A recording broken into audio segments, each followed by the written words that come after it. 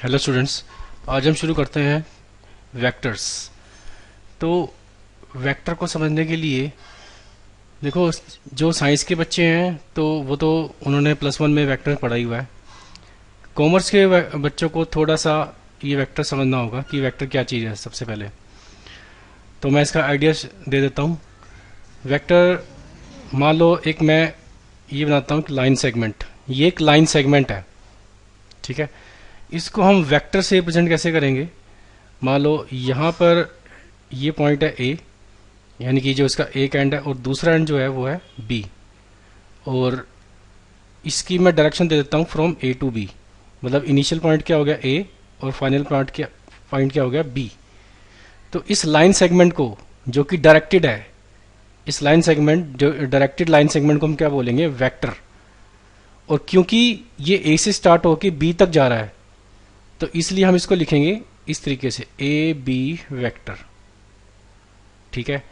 अगर मैं डायरेक्शन इसकी उल्टी कर देता, फ्रॉम बी टू ए, मतलब डायरेक्शन अगर ऐसे कर देता, तो उस केस में हम इसको बोलते हैं बी ए। यानी कि जो इनिशियल पॉइंट है वो पहले रखना है और जो फाइनल पॉइंट है वो बाद में रखना है। तो ये बी ए वेक्टर हो गया। अब इसकी जो, क्योंकि ये लाइन सेगमेंट था तो इसकी कुछ ना कुछ लेंथ आएगी। इसकी लेंथ को हम क्या बोलते हैं? मैग्नीट्यूड। इसकी लेंथ को हम क्या बोलेंगे? मैग्नीट्यूड। और इसको हम कैसे रिप्रेजेंट करेंगे? ए बी वेक्टर, इसका मैग्नीट्यूड। तो ये हमारा क्या बन गया? Length of a line segment A B, length of line segment A B, ठीक है। अब आगे बढ़ते हैं। ये तो होगी वेक्टर की बात। इसके बाद स्केलर क्वांटिटी क्या होती है? स्केलर, स्केलर वो होती है जो जो क्वांटिटी सिर्फ मैग्नीट्यूड को रिप्रेजेंट करे, यानी कि जिसकी कोई डायरेक्शन ना हो, उसको बोलेंगे हम स्केलर। तो ऐसे हमारे पास कई स्केलर्स हैं, जैसे कि लेंथ, किसी चीज़ की लंबाई, ये हमेशा स्केलर क्वांटिटी होती है, क्योंकि इसकी कोई डायरेक्शन नहीं होती। हम ये तो नहीं कहते ना कि हम लंबाई यहाँ से यहाँ तक मापेंगे, हम तो टोटल लेंथ मापते हैं जी किसी भी चीज़ की। इसी तरह से टेम्परेचर, टेम्परेचर तो टेम्परेचर की भी कोई हमारे पास डायरेक्शन नहीं होती, सिर्फ इसका मैग्नीट्यूड होता है कि कितना टेम्परेचर, 0 डिग्री, 5 डिग्री, 7 डिग्री। हम ये तो नहीं कहते कि इस डायरेक्शन में 7 डिग्री, हम तो सिर्फ टेम्परेचर को मेजर करते हैं। इसी तरह से टाइम, टाइम, स्पीड, ठीक है, स्पीड की भी कोई डायरेक्शन नहीं होती। एनर्जी, पावर, ये सारे हमारे पास क्या है? ये सारी जो है ये है हमारे पास स्केलर क्वांटिटीज, ठीक है।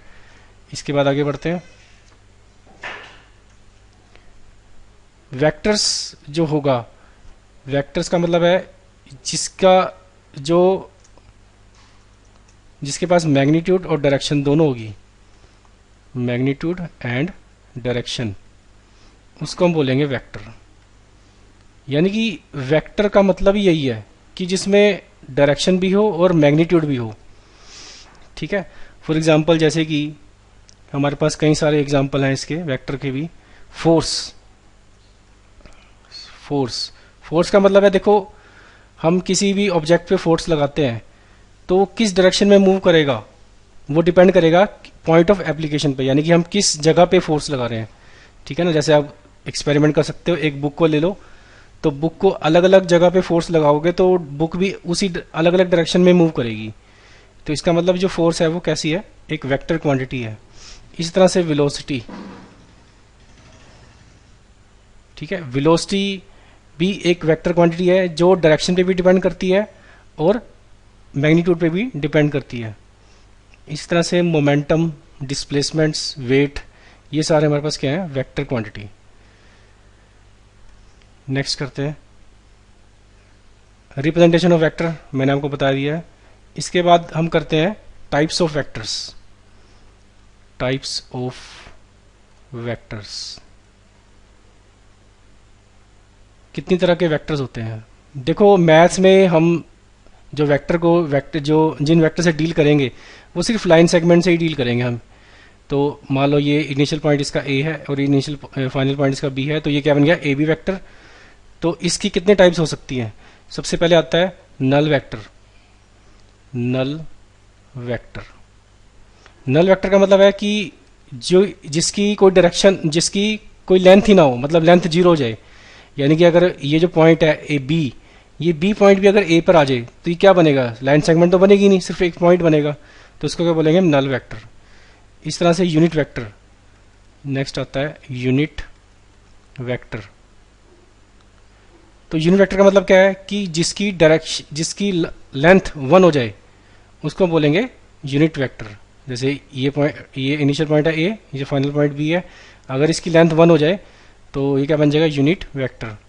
इस तरह से नेक्स्ट हम करते हैं इक्वल वेक्टर्स। इक्वल वेक्टर्स में तीन बातें होना जरूरी है। सबसे पहली बात तो कि उनकी दोनों की लेंथ सेम होनी चाहिए, सेम लेंथ। दूसरी बात, दोनों पैरेलल होना चाहिए। दोनों वेक्टर कैसे होने चाहिए, पैरेलल, पैरेलल। और तीसरी बात, same sense, same sense, same sense होनी चाहिए। सेम सेंस का मतलब है कि दोनों की डायरेक्शन सेम होनी चाहिए। तो फॉर एग्जांपल अगर मैं ये ड्रा करता हूं, देखो एक वेक्टर ये है, एक वेक्टर ये है, तो इसको मैं नाम देता हूं ए वेक्टर और इसको देता हूं बी वेक्टर। तो देखो यहाँ पे देख सकते हैं कि दोनों की जो लेंथ है वो इक्वल है, दोनों पैरेलल भी हैं और दोनों सेम सेंस में। सेम सेंस मतलब इस पॉइंट से इस पॉइंट तक जा रहे हैं दोनों दोनों। देखो दोनों की डायरेक्शन ऑपोजिट नहीं है ना, तो दोनों की डायरेक्शन जो है सेम है। तो इन दोनों ऐसे दो वेक्टर्स को हम क्या बोलेंगे, इक्वल वेक्टर्स। दोनों की लेंथ सेम है, दोनों पैरेलल भी है और दोनों की सेंस भी सेम है। यानी कि ये जो डायरेक्शन है ए से बी और इसकी है हमारे पास से सी से डी, ठीक है। तो ऐसे वेक्टर्स को हम क्या बोलेंगे, इक्वल वेक्टर्स। इसके बाद है कोनिशियल वेक्टर्स। नेक्स्ट हम पढ़ेंगे को इनिशियल, को इनिशियल वेक्टर्स। को इनिशियल वेक्टर्स में क्या होगा, अगर दो वेक्टर्स का इनिशियल पॉइंट सेम हो, जैसे मैंने एक वेक्टर ये बनाया और दूसरा वेक्टर ये बनाया, ठीक है, इसको नाम दे देता हूं, ये ये ए हो गया, दोनों का इनिशियल पॉइंट सेम हो गया, ये बी हो गया और ये सी हो गया। तो जैसे कि हम देख सकते हैं यहाँ पे ये जो ए बी वैक्टर है ये कहाँ से स्टार्ट हो रहा है, ए से, और जो ए सी वैक्टर है ये कहाँ से स्टार्ट हो रहा है, ये भी ए से स्टार्ट हो रहा है। तो इन दोनों वेक्टर्स को क्या बोलेंगे, A B and A C are coinitial vectors. A B and A C vector are coinitial vectors. इसके बाद नेक्स्ट आता है collinear vectors. Collinear, collinear vectors. Collinear vectors में हम इसको पैरेलल वेक्टर्स भी बोल सकते हैं, पैरेलल वेक्टर्स। दोनों वेक्टर्स पैरेलल होने चाहिए, तो उन केस में हम क्या बोलेंगे, कोलिनियर वेक्टर्स। फॉर एग्जांपल ये और ये दोनों वेक्टर्स क्या है, पैरेलल है। डायरेक्शन चाहे ऑपोजिट हो, डायरेक्शन ऑपोजिट हो सकती है, डायरेक्शन से कोई फर्क नहीं पड़ता। मान लो इसकी डायरेक्शन ये है और इसकी डायरेक्शन ये है, तो इन दोनों वेक्टर्स को हम क्या बोलेंगे, कोलिनियर। तो कोलिनियर के लिए हमको क्या देखना है, बस पैरेलल वेक्टर होने चाहिए। अब इसके बाद बात आती है कोप्लेनर वेक्टर्स। कोप्लेनर, अब कोप्लेनर का मतलब क्या है कि जैसे अगर दोनों वेक्टर्स एक ही प्लेन पर आ जाए, जैसे कि जिस स्क्रीन पे मैं पढ़ा रहा हूँ उसी स्क्रीन पे दोनों दोनों वेक्टर्स पड़े हुए हैं, जैसे ये वेक्टर हो गया और ये बी वेक्टर पड़ा हो गया, तो ये दोनों वेक्टर्स क्या है, कोप्लेनर, क्योंकि दोनों के दोनों वेक्टर्स जो है एक ही प्लेन पे आ रहे हैं। जैसे आप टेबल लो, टेबल पे दोनों पेन रख दो, तो क्या कहोगे कि दोनों पेन जो है टेबल पे पड़े हुए हैं। ऐसे ही हम कह सकते हैं कि जो दोनों वेक्टर्स हैं वो किस पे पड़े हुए हैं, एक प्लेन पे पड़े हुए हैं। प्लेन मतलब वो एरोप्लेन वाला प्लेन नहीं, प्लेन का मतलब एक सरफेस। जैसे टेबल समझ सकते हो प्लेन को, एक बोर्ड समझ सकते हो प्लेन को, इस तरह की चीज। इसके बाद है free vectors. Free vectors, free vectors का मतलब यहां पे ये है कि vectors are free. Vectors are free का मतलब है कि मान लो ये वेक्टर मैंने बनाया, ये ए ये बी, तो मैथ में जितने भी वेक्टर्स हम स्टडी करेंगे वो हम फ्री वेक्टर से डील करेंगे हमेशा। यानी कि इस वेक्टर को हम कहीं भी घुमा सकते हैं। अगर हम इस स्पेस में अगर मैं लूं तो इस स्पेस में मैं इसको कहीं भी घुमा सकता हूं बिना इसकी डायरेक्शन चेंज करे, कहीं भी घुमा दूं तो इस ये रहेगा ए बी वेक्टर ही, चाहे आप इसको कहीं भी रख लो उठा के, ठीक है। तो फिलहाल मैं इसको वापस अपनी इसकी जगह पर रख देता हूं। तो ये जो वेक्टर है ये फ्री वेक्टर है, इसको आप कहीं भी रख लो स्पेस में, ये कहेगा, इसको हम बोलेंगे ए बी वेक्टर ही, ठीक है। बट आपने एक काम करना है कि आपने उसको, उसका एंगल चेंज नहीं करना, मतलब इसको हम ऐसे नहीं घुमा सकते, ऐसे, मतलब मैंने सपोज इसको ये ऐसे घुमा दिया, ऐसे नहीं करना, आपने पैरेलली मूव करना है इसको हमेशा स्पेस में, ठीक है। तो कहीं भी घुमा लो, यहाँ घुमा लो तब भी ए बी वेक्टर है, यहाँ ले आओ तब भी ए बी वेक्टर है, यहाँ ले आओ तब भी ए बी वेक्टर, कहीं भी ले आओ तो सब जगह क्या बनेगा, ये ए बी वेक्टर ही बनेगा। तो मैथ्स में हम डील करेंगे फ्री वेक्टर से हमेशा। इसके बाद negative of A vector, negative of A vector. अब नेगेटिव ऑफ वेक्टर का मतलब क्या है कि मान लो ये वेक्टर है ए वेक्टर, इसको मैं इस तरीके से रिप्रेजेंट करता हूं। अगर मैं तुम्हें कहूं कि माइनस ए वेक्टर बनाओ, तो ए वेक्टर की डायरेक्शन मान लो ऐसे है, तो माइनस ए का मतलब क्या है, माइनस ए का मैग्नीट्यूड तो सेम रहेगा बट इसकी डायरेक्शन जो है वो ऑपोजिट हो जाएगी, ठीक है। ये यहां से यहां तक था, तो ये इस पॉइंट से इस पॉइंट तक आ जाएगा, ये बन गया हमारा माइनस ए। तो इसी तरीके से और भी बना सकते हैं हम। अगर मैं तुम्हें कहूं कि माइनस टू ए वेक्टर बनाओ, तो ए से माइनस टू का मतलब क्या है कि जितना मैग्नीट्यूड ए का था, यानी कि जितनी लेंथ ए की थी उससे डबल लेंथ हो जाएगी, बट जो डायरेक्शन है वो ऑपोजिट हो जाएगी। तो यहां से हम कह सकते हैं ये देखो, ये वेक्टर कितना हो गया, ये से डबल हो गया इसकी लेंथ, और डायरेक्शन इसकी यहां से आती, तो आप यहां से यहां रखोगे इसकी डायरेक्शन, तो ये कितना बन गया माइनस टू ए वेक्टर। इस तरह से माइनस हाफ ए वेक्टर बनाना हो तो क्या करोगे, ए वेक्टर ये, इसकी लेंथ का आधा कर दो, ये कर दिया मैंने हाफ, और डायरेक्शन ऑपोजिट कर दो, तो ये बन गया minus half A vector.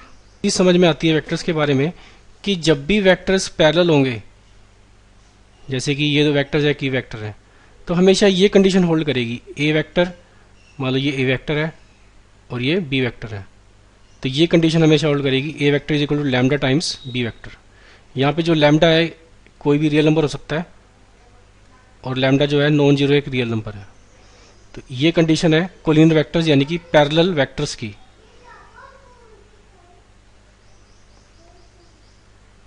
These are parallel vectors, और कोलिनियर वेक्टर्स भी हम इसको कह सकते हैं। इसके बाद बात आती है पोजीशन वेक्टर्स की।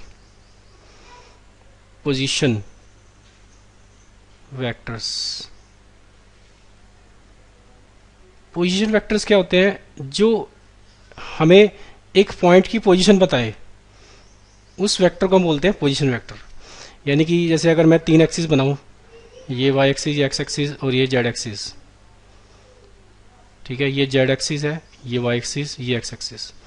तो ये एक्सिस जो है एक स्पेस को रिप्रेजेंट करता है, तो इसमें बहुत सारे पॉइंट है, ये पॉइंट है, यहाँ पे पॉइंट है, यहाँ पे पॉइंट है, यहाँ पे पॉइंट है, बहुत सारे पॉइंट है। अगर हम इन वेक्टर पॉइंट्स को वेक्टर की हेल्प से दिखाएं तो कैसे दिखाएंगे, मैं क्या करूँगा, यहाँ पे क्या है ओरिजिन है, ओरिजिन से इन पॉइंट्स को जोड़ दूंगा, तो ये पॉइंट ए हो गया, तो ये वेक्टर क्या बन गया ओ ए वेक्टर। तो मतलब ये जो ओ ए वेक्टर है ये किस पॉइंट को जो है रिप्रेजेंट करता है, वो ए को रिप्रेजेंट कर रहा है। अगर मैं इसको इसे ज्वाइन कर दूं, ये मान लो ये बी पॉइंट है, तो ये किसको रिप्रेजेंट कर रहा है, ओ बी वेक्टर को। इस तरह से ये ओ सी, ये ओ डी, यानी कि ऐसा पोजीशन वेक्टर जिसका इनिशियल पॉइंट ओरिजिन हो जाए, तो उसे हम क्या बोलेंगे, पोजीशन वेक्टर। मतलब पोजीशन वेक्टर का नाम से जैसे पता लग रहा है, एक ऐसा वेक्टर जो एक पॉइंट की पोजीशन को बताए, that is called position vector. इसके बाद बात आती है direction ratios and direction cosine. तो सबसे पहले हम डायरेक्शन एंगल पढ़ते हैं, डायरेक्शन एंगल। अब डायरेक्शन एंगल क्या होते हैं, ये तीनों एक्सिस बना लेते हैं पहले। ये हमारे पास x, ये y और ये है z। तो मान लो यहाँ पे कोई भी वेक्टर है, इस तरह की ये वेक्टर पड़ा है, तो इस वेक्टर के डायरेक्शन एंगल्स क्या होंगे। इस वेक्टर के डायरेक्शन एंगल निकालने के लिए हम क्या करते हैं, इस वेक्टर को मूव करके हम क्या करते हैं, ओरिजिन पर ले आते हैं। तो आप इसको पैरेलली मूव करना है आपने, कहीं भी इसकी जो है डायरेक्शन चेंज नहीं करनी। तो मैं इसको यहाँ पे ऐसे ले आता हूँ, तो अब ये क्या बन गया, एक पोजीशन वेक्टर बन गया, ये ओ हो गया, ये ए। इसके डायरेक्शन एंगल्स क्या होंगे, इसके आपने एंगल्स देखने हैं with the positive x axis, with positive y axis and with positive z axis. तो विद पॉजिटिव एक्स एक्सिस मान लो एंगल इसका अल्फा है, विद पॉजिटिव वाई एक्सिस का एंगल सपोज बीटा है, विद पॉजिटिव जेड एक्सिस का angle suppose gamma है। तो अल्फा बीटा गामा ये क्या होंगे, direction angles, these are direction angles. अब डायरेक्शन कोसाइंस, कोसाइंस क्या होंगे, अगर मैं इनके ऊपर कोस अप्लाई कर दूं तो कोस अल्फा, कोस बीटा और कोस गामा, ये क्या हो गए डायरेक्शन कोसाइन। इनको शॉर्ट फॉर्म में डीसी भी लिखते हैं।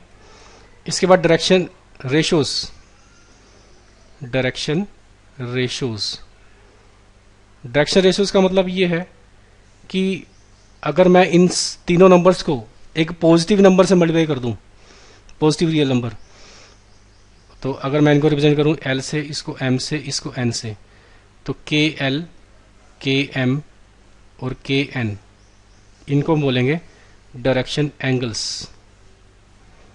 These are called direction angles, direction ratio, sorry direction ratios. तो ये हमने डिफाइन किया direction angles, direction cosine and direction ratios. अब इनमें एक खास बात होती है कि जो डायरेक्शन कोसाइन के स्क्वायर का सम होता है वो हमेशा 1 होता है, यानी कि l square plus m square plus n square is equal to हमेशा 1 के इक्वल होता है। यानी कि हम यहाँ से कह सकते हैं cos square alpha plus cos square beta plus cos square gamma is always is equal to 1।